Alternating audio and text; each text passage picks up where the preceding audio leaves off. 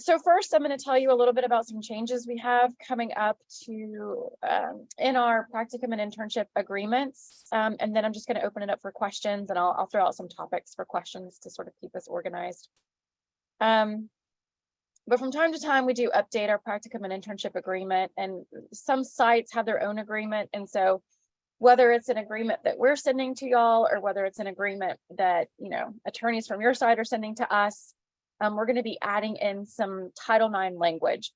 So language that it's like just a brief little blurb or, sentence or two that talks about the Education Amendment from 1972 that, you'll be responsive as site supervisors if there's any sort of gendered-based harassment at your site, that y'all are responsive to that. And it's always good to let us know too, and how we can support the students that might be with you. And we do have that from time to time. And when something like that comes up, it doesn't mean we get rid of the site. We understand that things happen, and you have your own system for taking care of employees, or a process that you go through, and we trust sites to go through that process. If something happens more than 2 times, usually our Title IX coordinator will reach out to the site to sort of figure out what's going on, and how to help keep our students safe. But we've, to my knowledge, never gotten to that point. So, but it is becoming something that they're wanting us to integrate into our agreements. The other 2 things really are communicating or having more in writing our responsibility as faculty supervisors, because just like y'all are doing supervision with our students, we do group supervision with our students. And so we are putting it in writing that at a minimum of 1 time a semester, we should be contacting you. We should be reaching out to you and introducing ourselves, and offering to be a support to you, and asking for feedback throughout the semester. And so some faculty supervisors do that pretty consistently, and some others might not do it quite as consistently. But our goal is to be reaching out to y'all a minimum of 1 time each semester. And so what we're asking in return is that you give us feedback, that as soon as you have an issue with a student, because as much as we would love to think all of our students are amazing, we know that students are at really different places in their development. And so you might have a student that you feel like is behind,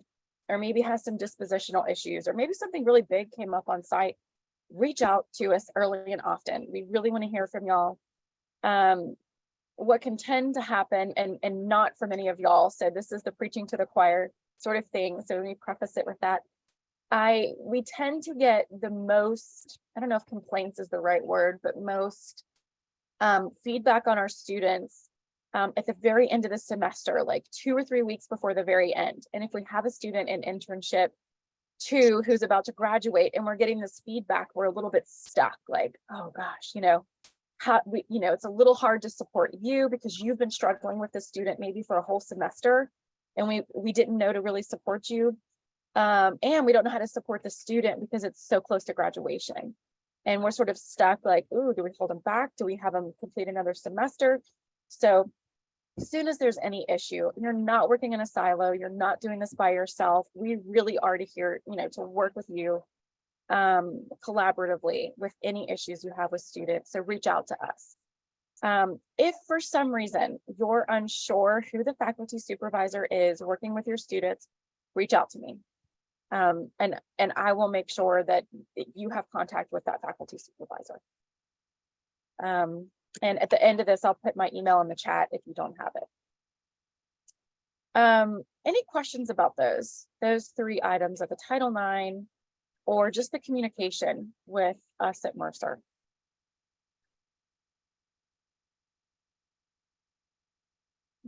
Okay. All right. So first, I think we want to bring up the assessment process. So the assessment process is different for rehab and clinical mental health compared to school. So just wanted to open it up for questions. We're right at that assessment time where we're completing the CCSRs or the school-based assessments. And so we're curious how that process is going, what questions you might have, anything around the assessment process.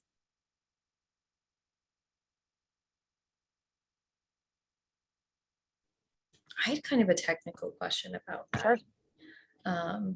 Which I'm not sure. I'm pulling it up right now just to make sure I'm throwing out the right thing. So I completed the competency scale part of things, and Jade and I went through it all, but it is still showing up next to it with like the start button. But when I click on it, it shows that it's filled out. So I don't know if and it shows, it has the option to say like show completions next to it. So it looks like I've completed it, but I just wanted to make sure that I didn't miss a step in terms of like submitting it. And I don't know if anyone else has had that come up, but If it shows as completed, it's completed. I think sometimes the start button will stay there in case you have another student that you're completing one on. And then you can, because you click start and then it gives you the drop down box and you can pick a different student. And so I'm wondering, my thought is that it's not really, supervision assist isn't quite intelligent enough maybe to decide, oh, this site supervisor only has one student, let's take out that start button. I think it's just staying lit as a start button for everybody if you have more than one student. perfect. Okay. But if I look through and see that we don't have an evaluation completed, I'll look at that and give you, reach out to you and let you know. But That'd be great. Sounds fine. Yeah. I have a question. When I was doing the assessment, it has that, the scoring, but there was the N for if it doesn't apply. And there are a couple of things just data related that we just haven't, done yet. So haven't been able to score that. But then it doesn't give you those points. Does that affect her in a negative way? Because that's what, yeah, no, I know what you mean. That's a great point. And we probably need to edit that in the Likert scale. Yeah. So, I mean, we're looking kind of like holistically over the course of the 3 semesters of practicum, internship 1 and internship 2, to get the students all of those experiences that are on the criteria sheet. But yeah, it doesn't negatively affect them, but you're right. When you add it up, it looks like a very 0. end, And it shouldn't be a 0, it just should be a non-score. Yeah, you're right. We'll have to look into that. Thank you for that feedback. Okay, thank you. I'm really glad you asked about that, because last semester, honestly, other folks asked about it and students were like, I'm getting 0s and my score is so bad. How does this impact me? And that's a bit anxiety provoking if you're a student who's worked so hard, And I thought that was fixed in supervision assist. And so I'm glad to hear that it's not, and that I need to go back and look at that. So thank you. Sometimes, I was a site supervisor for a long time before teaching. And one of the things I could struggle with was, trying to figure out what scales are relative to, is a 1 really bad and a 5 is like someone's functioning as a professional counselor on their own. Like, what does that 5 really mean? Or what does the 4 really mean? So how do y'all figure that out? And how do you sort of decide what that is relative to, I guess?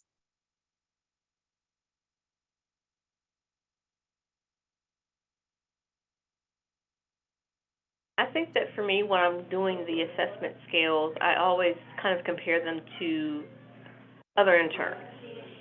So to me, that's the scale. So on a scale of you need to forget if this is ever even considered a profession for you, versus, hey, I really feel like you're ready to get out there and do your thing, and you may have more learning to do, but I think that compared to the rest of your cohort, you're doing really well. That's kind of what I keep in mind when I'm doing those. Yeah. I did have a question, because I kind of struggled, because I wanted to give the highest on so many things, but I know that she's still learning, and you're supposed to be learning and growing. And by the end of next semester, there wouldn't be any growth that she would have been able to make if I gave her a, perfect on everything. So that was kind of a struggle. I didn't want to score everything so high, because of course you're not, exemplary in everything at this point. If that makes sense. Yeah. From the school perspective, what do you think about that for the assessment, Dr. Capariccio?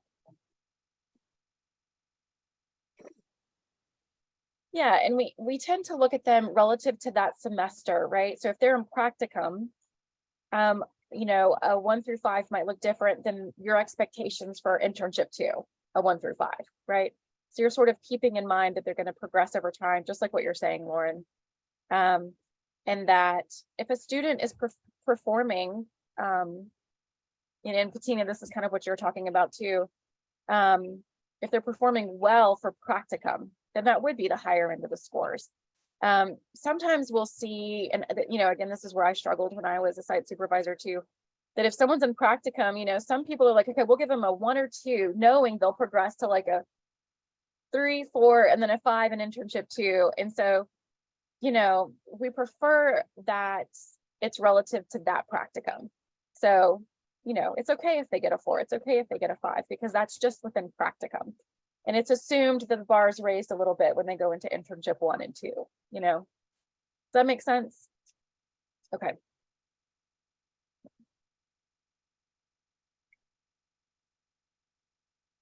Morgan, do you have any specific questions around assessment that you can think of?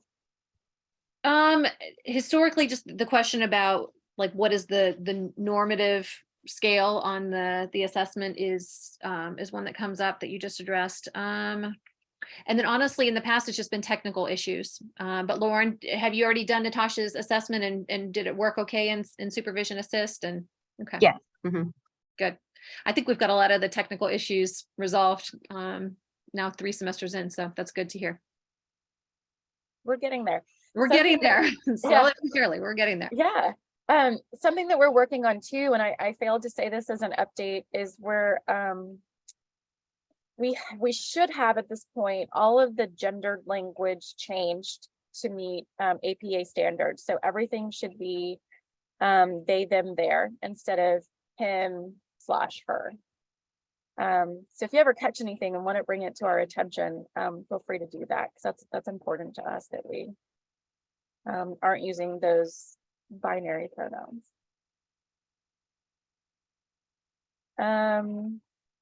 Nothing else with assessment that comes up for y'all? Okay. This wasn't on my list, but since we're talking about supervision assist and we have Yolanda here to help us with questions too, do you have any questions about supervision assist? Or anything that you think is difficult about it, or that we should know? I think I'm always looking for ways of streamlining it or trying to make it easier all the way around.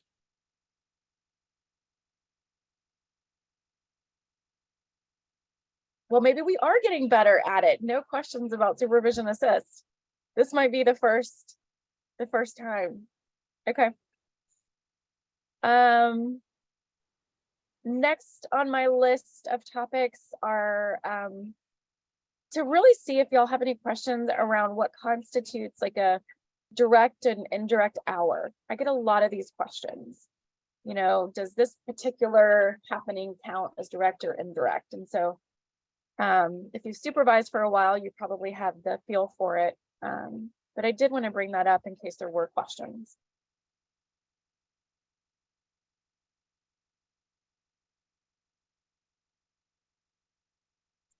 When oh yeah, go ahead. Sorry. When a student talks with a parent or has like a conference or something with a parent, would that be considered a direct service? Because it's directly supporting the student. I think that there's a column for consultation.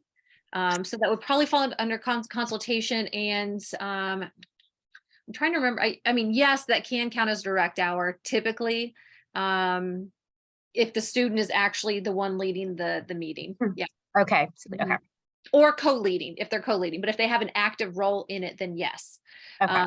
Yeah. Thank you. And I know that's in school, but same goes for clinical mental health, rehab, and doc students. If the student is using their clinical skills to talk with a guardian or parent, that's direct. Katie, did you have a question? I was curious if they're leading psychoeducational groups, so they're not process-oriented groups. Yep. Does that change how we should be logging those hours? Okay. Nope, direct hour for group. Awesome. KCREP explicitly has that in their wording, that groups can consist of those process groups or psychoeducational groups. Awesome. So that's great.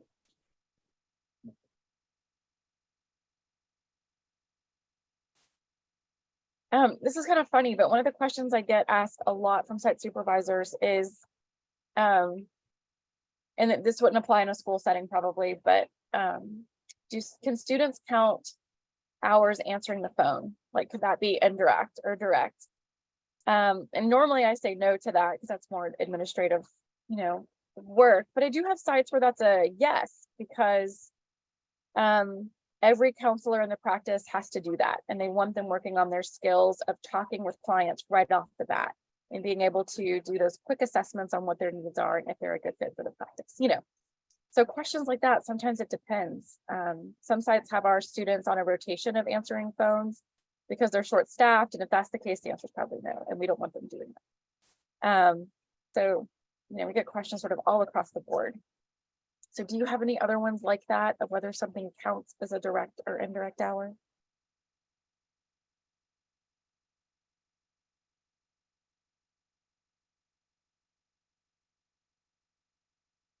Okay. The last really topic-oriented question that I wanted, topic to see if y'all have questions, is really about how y'all are dealing with, students that are struggling. What is your process like? How are you handling that? If it's a dispositional issue, or maybe you have an ethical concern with a client, or one of our students, how do you deal with that? And I think more than anything, I can certainly answer questions, we can answer questions, but I thought it would be nice for y'all to hear from one another how you deal with that. What do you do when you have one of our students and you identify that they're sort of behind in their development, or there's a identified issue?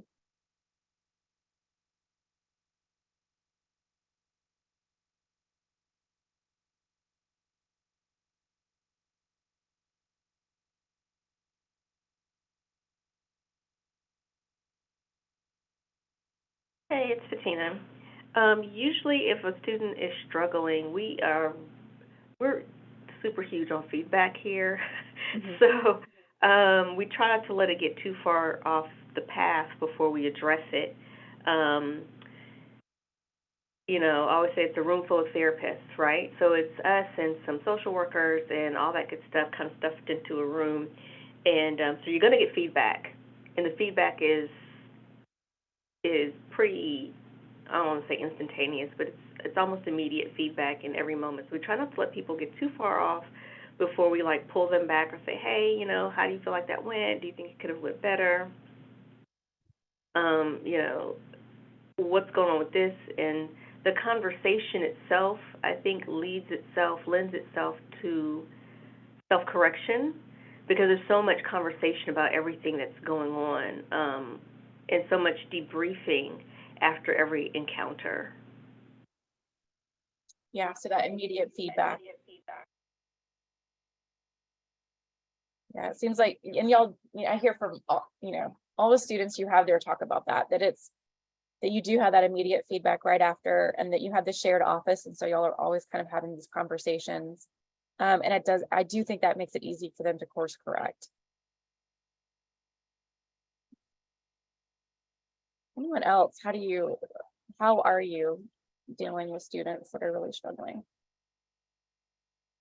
Or do you have questions about, having students that maybe aren't sort of meeting their developmental milestones in a way that you would like to see? I would say, I don't think she really has been really struggling this semester. I think she's adjusted pretty well, but when we have identified weaker areas for her, I think a big piece of our practice is education and encouraging our clinicians to continue doing that. So I think that's really how we've addressed those areas. It's just I've found opportunities for her to take courses or learn from other therapists that are pretty well versed in certain topics within the practice. So just a little bit of kind of peer support, but also looping in educational opportunities as they come up. Oh, I like that. Working with somebody else in those areas for the peer support. What type of courses? Do you mean CE courses, or? That's a great idea. Yeah. We it's kind of a big part of our practice in general, but I have some that I have bought in the past that I have on demand. So unfortunately she isn't getting any credit for them, but just so she can at least have like resource, and we have a lot of resource libraries within our offices, just like books and workbooks that she can use with clients, things like that. So I think that's the main way I've been approaching it, is just from kind of an education heavy place of like finding resources and things that help her feel more confident in her skill set. I love those ideas. That's great. They're great ideas.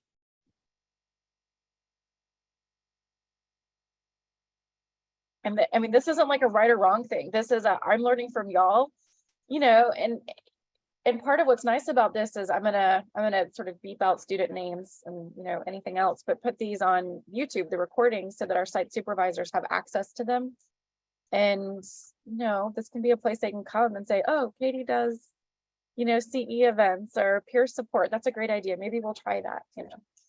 So sort of building up our library here of ideas. Does anyone else do anything different?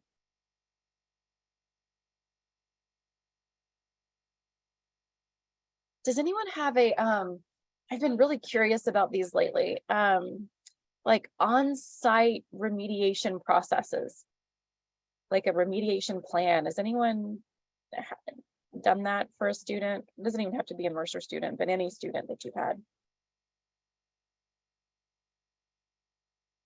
None of y'all? We recently have had some students that have an on-site remediation plan, and some sites will share them, some won't. And I'm always really curious about that process and how that works for sites.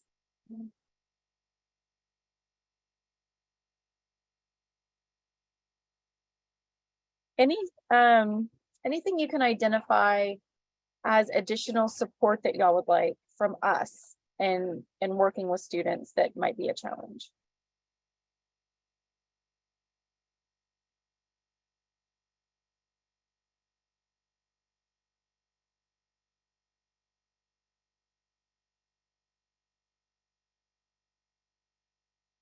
Okay. Dr. Kuiper, do you have any sort of topics to throw out there? I think that's all I can think of. I was gonna just open it up. Yeah, usually end of the semester, just kind of that formative and summative feedback, and then any assessments. And I mean, it sounds like y'all are doing great this semester, and I just mostly just want to say thank you for all the wonderful support that you've been giving our students this semester. We couldn't do it without you guys. And also just to know that we're here to support you guys too. If you know have any issues throughout the semester, we want just a really great core of site supervisors. So you know, do also think of us as a resource as you're working with these budding professionals. So outside of these topics, any questions that y'all have, anything that you know, when you got my email, okay, we're gonna do a Q&A, any questions that came up for you?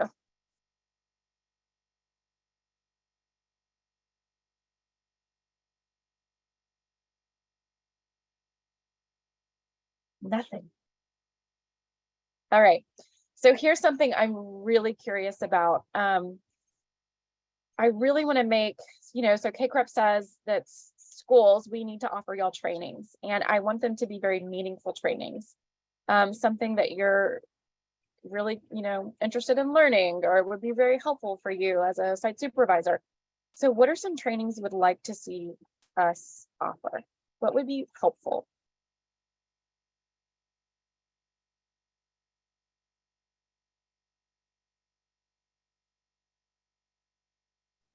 Could you clarify the question a little bit?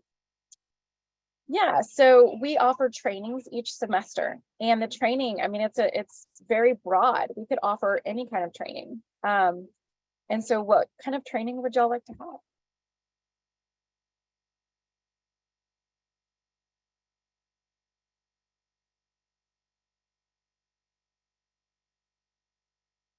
have? Just from a school perspective, sitting down for an hour for supervision a week can be very tricky, just because get a walkie call or you're here all over the place. I kind of would like to see maybe a model of what a supervision, you know, that one-on-one with the student looks like.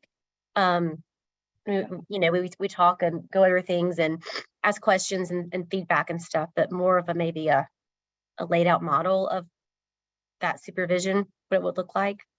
That's That's a great a great suggestion. Yeah, you want like some sort of like agenda or template that you can use with your supervision. Yeah. Right.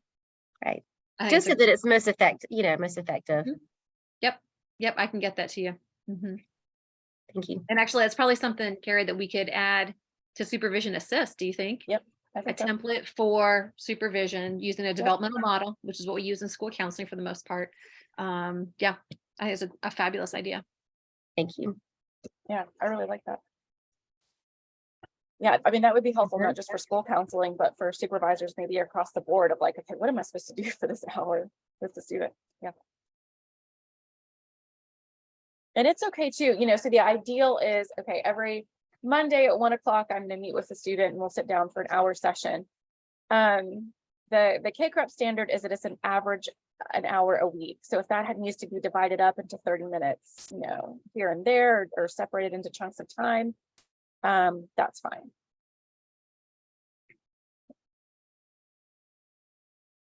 What else would you like to have us offer?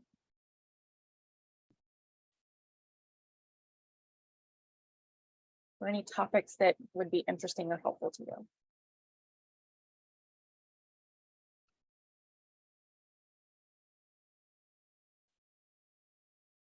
Another question. One thing that, I mean, I haven't been in grad school since 16 years, so the theories aren't really that fresh, and I know that interns, that's something that, is fresh on their learning and their brains right now. So somehow maybe something refresher on that, just so that I could connect and have more discussions with her about the different theories, and just her, perspective and how her counseling kind of goes in which direction.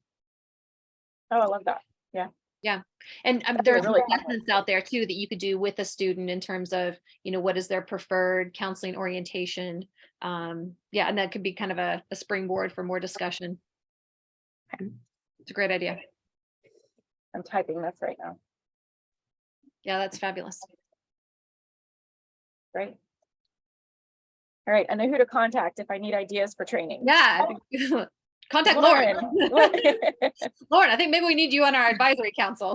Yeah, that would be great. All right, well, I don't want to keep y'all and try to pressure you into coming up with something, but if you have something, if you're ever working with our student or just in your practice and you're like, gosh, I wish I had a training on, send that to us. I would love the ideas. I would much rather be putting together our trainings of things that are really interesting to you and valuable and helpful and meaningful than to just sort of pull something out of the air and it not really be relevant to your work with our client or with our students. So I'm definitely open to that. I'm going to go ahead. I think you all have it, but I know the invitation came from Yolanda's email address. So I'm going to put my email address in the chat. I can do the same.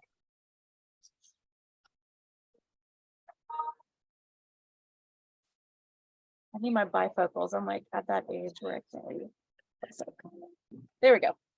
I guess I did have one kind of just random odds and ends question. I have recently, we had a second intern start with us from a different school. Do I need to change anything in terms of like our paperwork or administratively, just to reflect that our supervision is going to be like a group supervision now with the two of them instead of just she and I?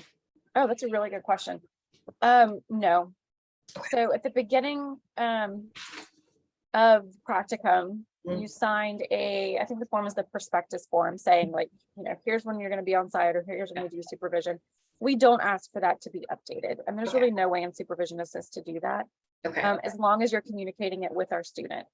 The only time that can get tricky is if it turns into group supervision with more than 2 students. Oh. So K-CREP allows for individual supervision or triadic. So you and 2 students, but anything over than that would have to be separated out. And the other student from the other school will have the same requirement of individual or triadic. But no, you don't need to update this. Awesome. Also, Natalie, I really like what appears to be your tortilla on the wall. What is that? It is a tortilla if you want to talk about it. It's a tortilla. That's a huge. Does deal. it say, do you want to talk about it? No, it's just a straight up soft taco on the wall. Sometimes clients want to like feel it, so. Oh, it's like the soft blankety ones kind of? Yeah. Oh, that's awesome. Love it.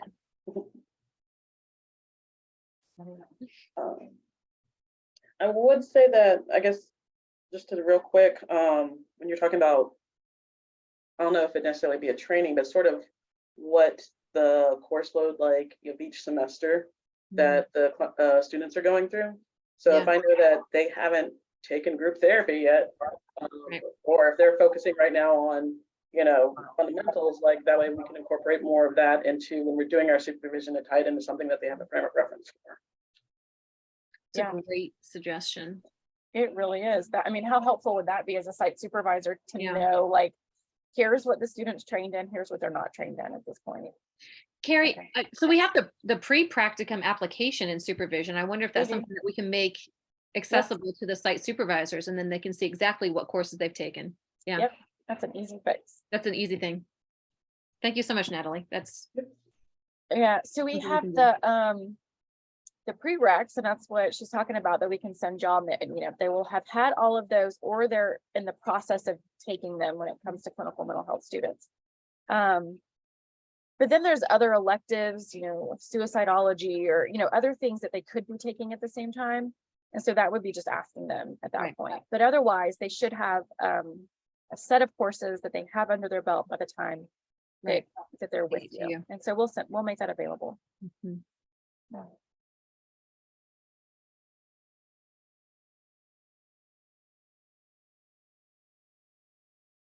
All right, I love these ideas and these suggestions. These are things that, I wouldn't think about sort of in the academic position now. And so I really like hearing your perspective and what's helpful for y'all and useful. Anything else that y'all want to talk about before we end our time together?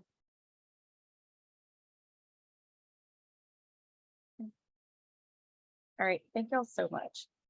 To echo what Dr. Piper Rachel said earlier, we really appreciate you. I mean, our students love their experiences and they learn so much, and that really is just a reflection on what a great job y'all do with our students. And we know how much time and energy it takes to have a student. Yes, sometimes they can take things off of your plate and do a group or session for you, but it's an investment. It's Like, a you're huge having investment. to train them pretty heavily to really get there where it is a benefit to you. And we realize that and are so appreciative. So thank you very much. And we're hoping that the trainings that we're coming out with and we're offering really do come across as a thank you for that they are meaningful to you for that reason. Long term, I would love to see them have a CE attached to it. So that's where I would like to head. Not quite there yet. Anything else from our Mercer folks that are on, Yolanda? Okay. All right, thanks for spending time with us, and y'all have a great rest of your day. Thank you, everyone. Nice to meet you all. Nice meeting you.